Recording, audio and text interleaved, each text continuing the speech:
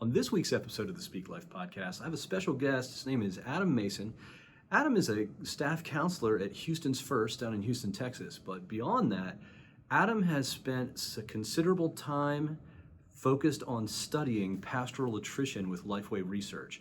And so he brings a really unique perspective to our understanding of what happens with pastors that they end up leaving the pastorate. So I'm really excited about the information he's going to be able to give us today in the podcast. Welcome back to the Speak Life podcast.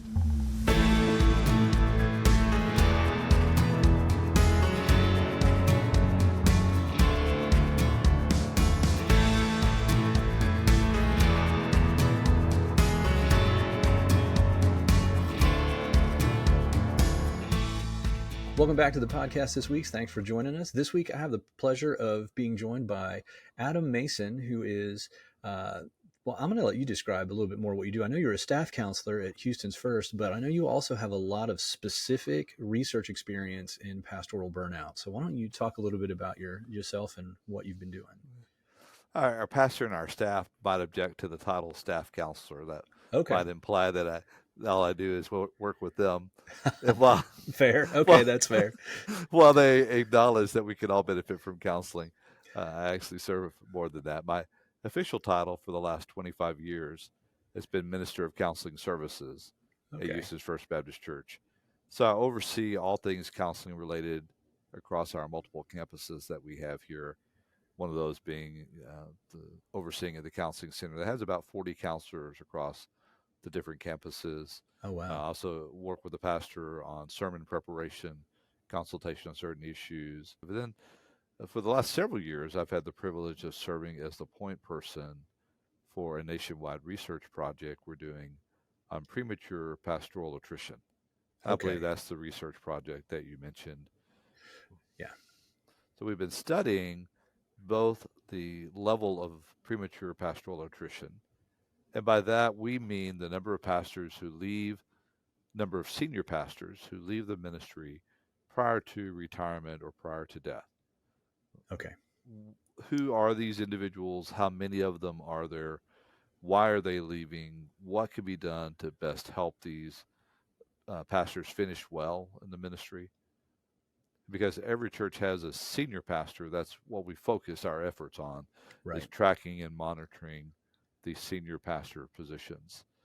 It all began several years ago when we hosted the Southern Baptist Convention, specifically the Pastors Conference of the Southern Baptist Convention. Mm-hmm. And the pastor went through the series of what were then commonly known statistics about pastoral attrition, that 1 out of 10 men who enter the ministry retire as a pastor, that half of the seminary students leave the ministry within 8 years of graduating seminary, and all these dire statistics that were there. And a gentleman in our church who is an occupational physician whose job is studying job risk approached us with the perspective of what's being done to help pastors. If any other profession had these levels of attrition, there would be thousands of dollars being poured into studying to determine what was going on and how we could prevent that, what resources are necessary and available. So we began to study what is being done. Where do these statistics come from? Yeah. What we discovered is that most of those statistics were not developed out of what we would call normal research methods. Okay. Many of those were from convenient statistics, surveys done of pastors who are already admitting that they were in trouble. They were not done in terms of a broad cross-section. So in looking at that, we said, okay, if we can't trust these statistics as being valid, then we don't really know what the numbers are, and we don't know that there's a problem. Yeah. So is this something that we want to tackle? And as a group, we decided, yes, let's take a look to see, is there a problem? God's brought this on the radar for some reason. Let's be obedient to that. We assembled a team. We had the resources necessary to do it. We did a nationwide study. Originally started with 10,000 churches. I believe we finished surveys with 3,500 of those. That's across 6 or 7 denominations. We stratified it for urban versus rural, small versus large, new versus existing. And we saw a attrition rate annually of 1.3%. So Okay. 1.3% of these pastors would leave the ministry every year. And what we discovered is that oftentimes when a senior pastor would leave the ministry, they were just leaving the role of senior pastor. Many times when they left, they took an associate position. They took maybe a director of ministry position in the local association. They went into a parachurch military parachurch Gotcha. organization. They could be militant in that, but a Yeah. parachurch organization. They weren't truly leaving in the traditional sense. So what we discovered is that the reality wasn't near as dire as what the commonly quoted statistics were leading us to believe. Yeah. No, quick question on that. So yeah, you found instead of 90%. yeah, 90%, it's down closer to 1%. Um, were those numbers, as you're looking at it, pre or post COVID? Those were pre-COVID numbers. Okay. We redid our original survey post-COVID, and the number went up to about 1.6. Okay. So not a big jump. Not a significant drop in pastors leaving the ministry. Again, we're looking at conservative evangelical denominations, not the mainstream ecclesiastical denominations, but the Okay. ones in which, as Houston's First Baptist Church, the ones that would most represent us Certainly. and where we are for the perspective. And so while that's not a huge number or not as large of a number as what the commonly quoted statistics were leading us to believe, it was Mm-hmm. still a number that's troubling. Anytime you have a pastor who's been called to ministry, they've gone through a significant amount of ministerial preparation, they've served in the life of a congregation, and they're leaving the ministry, that should disturb us. That should bother us. We should say, Yeah. what's going on and what can we do? And so we began to join forces with a number of other groups that were either studying the issue on the understanding side of it, the prevention side, or they were developing resources to step in and help on the repair side of it, and putting those together as a group. And we've come up with some common levels of understanding from these different studies that are helpful to us, that are beneficial. And as the Minister of Counseling here, I've been able to continue to lead in that process, serve as the administrator of a group now that includes several other members as we continue to study the issue, study relevant side issues. Right now we're looking at the role of minister spouse and the significant role that plays, because in our understanding of why ministers leave, one of the things that surfaced were problems in the home. And Okay. as we drilled down on that, we tried to say, what's causing these problems? And it seems to us, from our both quantitative as well as qualitative interviews, is that the level of expectations placed on the pastor's spouse that were being unfulfilled by the pastor's spouse would create conflict then with the church, which would then lead to conflict with the pastor, which would lead to conflict in the marriage, which would lead to the marriage Right. either dissolving or the ministry couple leaving. And as we looked at those expectations, it seemed to us that the expectations are almost universal across denominations, across size of churches, Okay. region of the country. So much so that we postulated that these expectations actually form a job description. So we're working with an occupational expert to actually qualify what is this job position of pastor spouse, with the intent of being able to hand a document to a pastor search committee or hand a document to a seminary student. It says, when you come in for an interview with the church, we want you to be able to say, here are what the commonly held expectations of a pastor spouse are. And this is what my spouse is gifted to do, and where my spouse lines up with this. What are your expectations of the pastor spouse? Yeah, that's perfect. So when you talk about that, is there what's your gut feel so far on what that list is going to include? How much headway has been made on that? We did our initial study, um, and we found it difficult to get a sample size that would allow us to really generalize the Okay. results. And so we're currently under contract now with our researcher to redo this and expand our sample size. So hopefully we can get some information that we can generalize to a larger group to give us Okay. some answers from this. Uh, what we know is that so far that our initial hypothesis is correct, that there does seem to be a fairly universally held expectation of what a pastor's wife should be. And that commonly held expectation really harkens back more to a 1950s mentality. Mm-hmm. So it has not grown or adjusted with the culture. So, okay. So that starts to bring in extra challenges, right? I mean, because there's been discussion, there's been strongly held opinions, even, and I'll go specifically to Southern Baptist life, uh,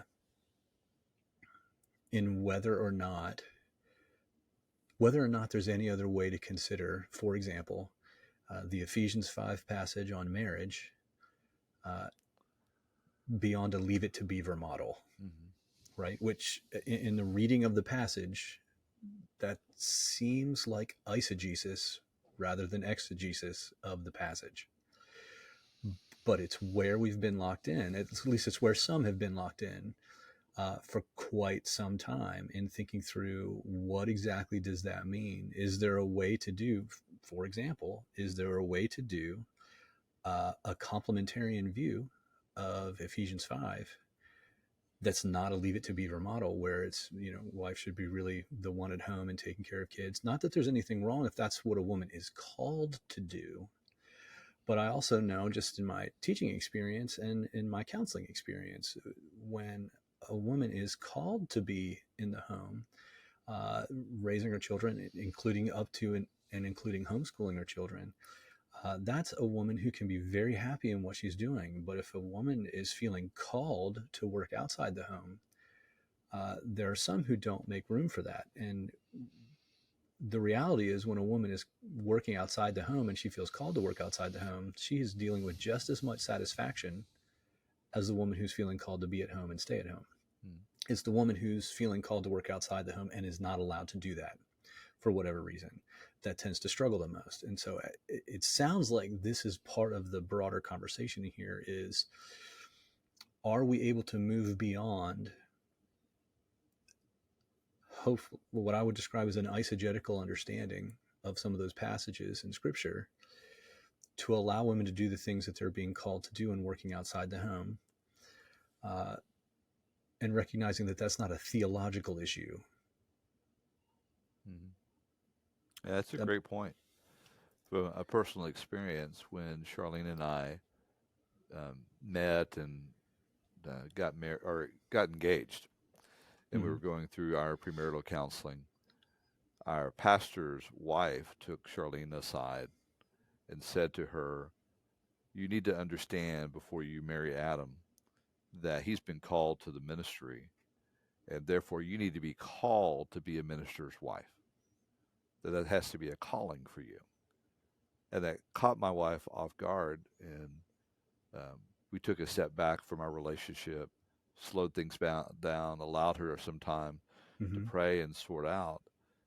And she came back to me and to the pastor's spouse after a period of time and said, "I have to honestly say I don't feel called to be a pastor's spouse, but I do feel called to be Adam's spouse.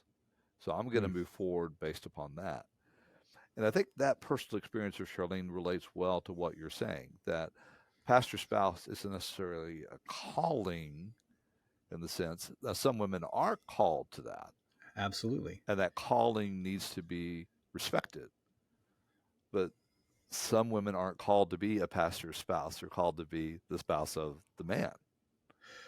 Well, and I would even go a step further and say maybe there's a sense of being called to being pastor spouse. It just doesn't line up with what a lot of churches have as this kind of unwritten job description of what it's supposed to mean to be pastor spouse, and I wonder how much that plays a role. It's interesting to me also that this is part of where your research is leading you. This is a conversation I've had recently. In fact, I just started working with um, a young woman who went through. Actually, she and I were at Southwestern at the same time, going through the counseling program there. I was her supervisor at one point, and she has been a pastor's wife for 20 years at this point, I believe, maybe over 20 years.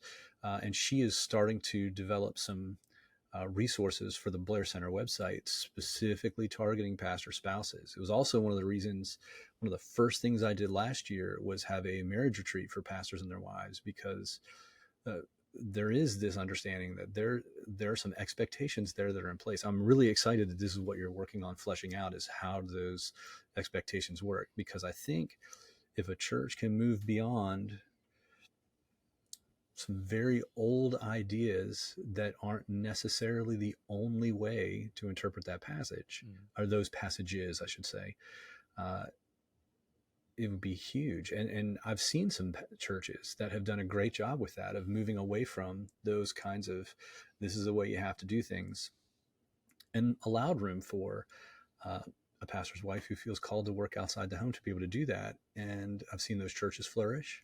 I've seen those marriages flourish. But I wonder, how, as I say that, even as I say that to you, I'm recognizing that those are some of the larger churches that are around that have multiple staff members, and not those churches that are, bivocational, or they only have one full-time staff member that's the senior pastor, like what you were talking about earlier. And when we look at the fact that a young graduate of seminary has a very small chance to take on a role at a large church with multiple staff people, that first church is typically going to be a smaller church, an older church. A church is used to hiring the young rookie pastors, if you will. Yep. And the clinical research indicates that first pastorate out of seminary determines the health of that pastor's ministry long term. Oh, wow. Okay. That if they have a negative experience in their first church and they leave that church wounded, then for the sake of just money, you can't sit around and wait to get healed before you can go to work at another church. Yep. You have to suck it up, buttercup, and go on and get that next pastorate. And you're going into that pastorate wounded. And the sort of church typically that hires you, or the sort of church to which you're attracted, typically has some wounding itself. Wounded people hire wounded people. You know how that goes. Yes, I do. And so that ministry cycle has a tendency to perpetuate itself, that they get wounded in the next church, or they wound the next church because of that. Yeah. And so we've got to stop this cycle in that first church. And that's why I think we've got to get this in the hands of these seminary students, or Bible college students, or the denominational associational leaders that can get this to the pastor search committees, that we can head this off from the very beginning. Yep. What are you looking at in terms of projected time frame? How do you think it'll be? How long do you think it'll be? Our study should be done by the end of this year. Oh, fantastic. So we hope to release the results of that the first part of next year. Fantastic. I'll look forward to seeing that. So that, as you've done your research, you've recognized a change, small change, 90% leave to 1.8% leave during COVID, or I think you said 1.6 during COVID, and it was lower pre-COVID. We've talked mainly about the expectations of the pastor spouse as one of the big contributing factors to that. What else have you seen in terms of challenges pastors face that move toward leaving the ministry? The other significant one would be conflict within the church in general, not just related to the expectations of the spouse, but you've got this issue of conflict management. My church is not following me. I don't know how to lead the church. There's conflict within the church. And in any church, there's going to be a certain percentage of folks that aren't going to agree with the pastor. And some pastors handle that better than others. There's some pastors that it's very important that everybody in the church likes them and supports them. And they can experience a great deal of wounding from particularly the informal power structures expressing disapproval of the pastor. and those informal Yeah. power structures that use approval as a manipulation to try to get the pastor to do what they want him to do. Yeah. Can you speak into that a little bit more? When you say informal power structures, I'm thinking of more formal power structures. I think about churches I've seen with, I will say, problematic deacon boards. What are you getting into Yeah. when you see this? There certainly are those churches that have the reputation. I think there's a video out called Clergy Killers of having hardened formal structures, elder bodies, deacon bodies, entrenched um, committee processes. Yeah, which that kind of gets back into speaking into the wounding that churches have been wounded that you were talking about earlier. Mhm. And so that they become hardened, they become solidified because they've been heard and because they develop this protective stance of pastors come and go, but we're going to be here long term. This is our church. It's our job to protect our church from this person. And so it becomes a competition, Gotcha. if you will. Those are a little bit easier to deal with. The pastor meets those formal power structures during the interview process, unless there's just a flat out dishonesty that exists with the pastor search process. There's usually some familiarization in the sense of, okay, this is what I need to do. I need to have a meeting with my elder board and meeting with the deacons. I need to meet with these long-term staff members who have been on board here. I need to meet with the committee process. And that's more tangible. The more problematic structure are the informal power structures. You got people in the church that have positions of influence because of their tenure, or positions of influence because of the money that they give, or because of the possessions that they own. And these are the people that these formal structures, the elder, deacon body, the committees, they will go to these individuals and seek their guidance. And many times the pastor is not aware of who these people are for several years. Yeah. And that becomes much more difficult to address. You realize that you're getting a pushback, and you don't know why you're getting a pushback. The meetings that you're having all seem to be good, and then all of a sudden, between the last meeting and this meeting, the whole opinion has shifted, and you don't know why. Okay. Yeah, so that's certainly challenging to go through when there's, I kind of want to use the phrase shadow leadership, this leadership happening in the background that's not easily exposed. Sometimes if things come to a head, it's made known. I can remember one church instance where I was serving on staff as associate pastor, and had a guy straight look at me and say, "You need to pay attention to where the money's coming from," in the middle of a heated argument. Implying where my salary came from, in essence. So, I mean, there are definitely those times when those things come to a head and come out. But yeah, I agree. Sometimes those fly under the radar for a while and you don't necessarily know. And it can be really challenging to deal with. In my situation here, the counseling ministry at Houston's First Baptist was one of the first ones that was set up. We celebrated our 40th anniversary this last June. Very nice. And we function as a ministry of the church. We're on the church campus. I'm on the 6th floor of the education tower. I mean, where my office is now, talking with you. And it gives us a lot of ministry leverage. Being here, people who come to see us come to the church to come to counseling. And over the course of my tenure here, early on, there were several times I had to fight the battle of this movement to move the counseling center off-site. Let's find you an office building here. Let's move you to this office building. It'll be more confidential. It's like, well, it might be more confidential to have people going to an office building versus a church, but I lose the identity of being the church if I do that. Yeah. So that's not what I want to do. I'm called to ministry, was called to ministry when I was 15. I see this as ministry, and I love the fact that we're on the church campus and the power that that gives us to speak into people's lives from that position of being a church ministry versus being off-site, which I've done in the past before coming here. And I didn't know why I had to fight that battle every so often. And it was, again, an informal power structure that was expressing itself through the former power structure. And it wasn't until I had been here, I think it was 18 years. Oh, wow. That it finally surfaced. The individual and I came face to face, and it's like, this is where this is coming from. This is why I have fought this battle.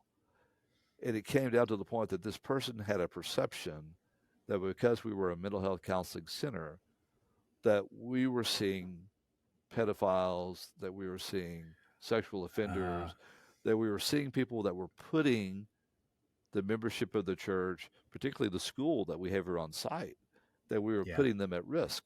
And they did not understand why the church would continue to have a ministry on site that was placing its membership at risk. And when I explained to this individual that people who are sex offenders, people who are pedophiles, aren't able to come to us because of the presence of the school on site, Right. and that we're not licensed to see those individuals anyway, all of a sudden the objection went away and the motivation to move us off site went away. But this informal power structure was behind this tide of influence that periodically, and until I was able to speak to that 18 years into the ministry here, and I wonder how many other pastors are out there that are experiencing that same pushback. They don't know who that individual is or individuals that's creating that for a valid concern. I understand his desire to protect the church body. So he had a valid concern, but he had an invalid understanding. Yeah.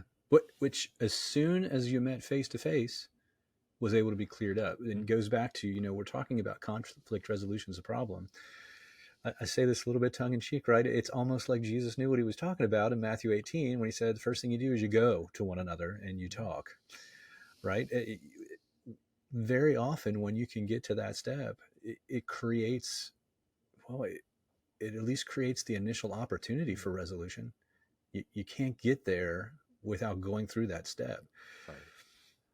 And I agree. I wonder how many times, and it points back to this notion of that shadow leadership kind of idea, that those informal structures, they don't necessarily go to the face-to-face route. They do a lot of, and I used to experience this. This is a common thing throughout rural Appalachia, not just in the churches, but it's kind of a common issue, is triangulation, bringing somebody else in who's going to be on my side. And in the church context, when that is part of the formal leadership structure, whether it's, like you said, a board of elders, a board of deacons, something like that, then it becomes much more challenging to overcome. So it seems like one of the solutions, if we transition for a few minutes here, we talked about solutions in the area of pastors' wives and that job description. In this area for conflict resolution, which, by the way, this is also not the first time this has come up on the podcast, and I'm only 8 episodes in, and it's come up multiple times already. So the idea that this is a solid need, what are the things that you see that allow pastors to encourage, let's work through Matthew 18, let's actually talk face to face? How can pastors, in a few sentences here, how can they facilitate that atmosphere in their church as this is how we ought to be doing things around here? Right. I think the first thing we have to talk about is the personality of the pastor. That as a general rule, the pastors that I work with fall in one of two categories. They're either the sort of codependent person that wants to please everybody. Okay. And so they would be conflict avoiders. Yep. Or you got the other pastor who I call the more prophet mentality, that doesn't really care about conflict. Right. And so to have some sort of screening process or some sort of awareness training of what category are you, what is your view of conflict, and how do you approach that conflict? And there's a healthy model, biblical model, when I say healthy, biblical model of conflict when the church, it needs to be embraced regardless of what your personality is.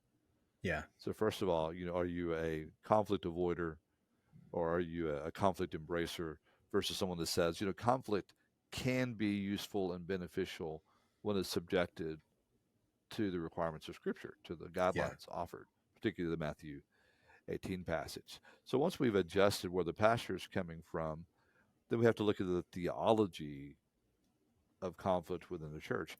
And I do believe that this is a subset of the theology of suffering within the church. I believe that the modern church has evolved and adapted a somewhat ecclesiastical model of suffering, which I interpret as it's the church's responsibility to alleviate suffering. Okay. And this is not biblical at all. Right. The biblical understanding of suffering is that God intentionally and clearly uses suffering in the lives of individuals, in the lives of churches, as a Yep. part of the sanctification process. Yep. I'm thinking of James 1 and Romans 5. Right. Both speak Absolutely. into that. And there, in my understanding of the contemporary church, we do not have a biblically informed theology of suffering. No, I couldn't agree more. Yeah. And because of that, I think it's easy to see suffering connected with conflict, and conflict as something to avoid. But somehow conflict is a sign of an unhealthy church. And since conflict is a sign of an unhealthy church, and I want my church to be healthy, then I have to deny where there's conflict because I can't remove it. Right. And so everything becomes very passive aggressive. Mm-hmm. Everything becomes very hidden, and it becomes marginalized to these informal sources because that's the only way it can be dealt with. Okay. So two big pieces.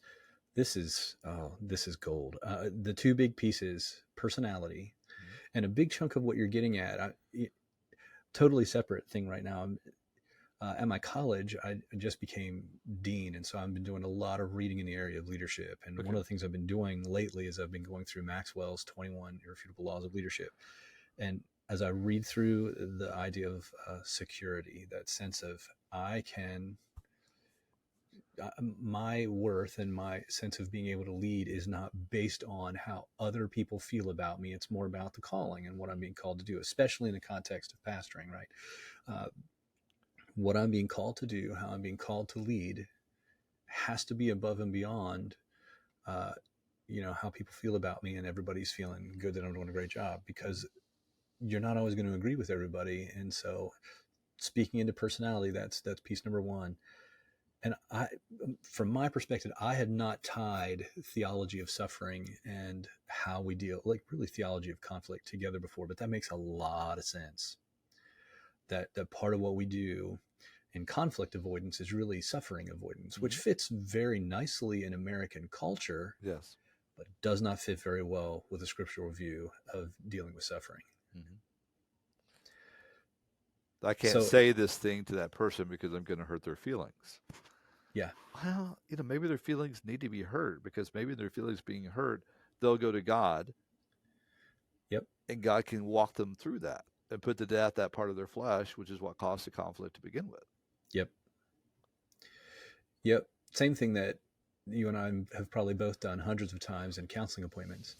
But it doesn't translate as well in many of our minds to how to deal with conflict in the church. Right. And then you mentioned a couple things there when you talked about leadership and identity. And for me, it's a three-legged stool, which is identity, security, and worth. And those are the three areas that I believe that Satan attacks us on from the very beginning. If he's going to try to compromise your sense of identity, or compromise your sense of security, or compromise your sense of worth. When he's able to attack your identity, there's this lack of strength that a person will manifest, of a sense of almost being lost. I don't know who I am. There's not a impetus beneath them. There's not this drive within them because of the lack of strength that manifests itself there. When there's a lack of security that's there, then that's when you see the anxiety, the fear creep in. So the identity is more depression, that sense of lostness. So you've got depression. And then security, you've got anxiety, stress, fear. And worth, to me, manifests itself as that sense of shame, that there's something wrong with me. I don't really have something to offer.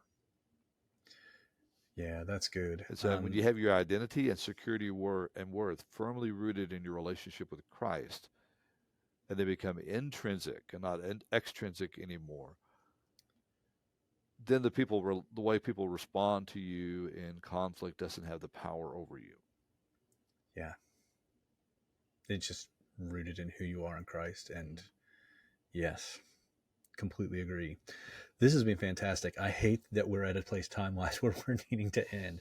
We need to probably pick up and have another conversation later on. And especially I'm thinking after you have your research completed, I would love to have you back on the show to talk about what you found and be able to speak into that. Does that sound reasonable?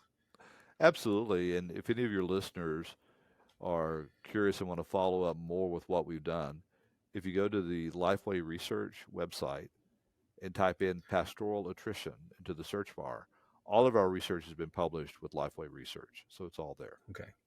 And so if you're listening, and I can put it in the show notes, but you can also go to the Blair Center website. I regularly post articles from Lifeway Research. So it's just research.lifeway.com is where you find them.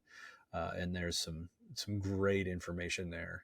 I usually get permission to post one article per week from their from everything they have going on. So thank you, Adam. Thank you so much for being on the show. For all of you listening, thanks for being here, and we will see you again next week.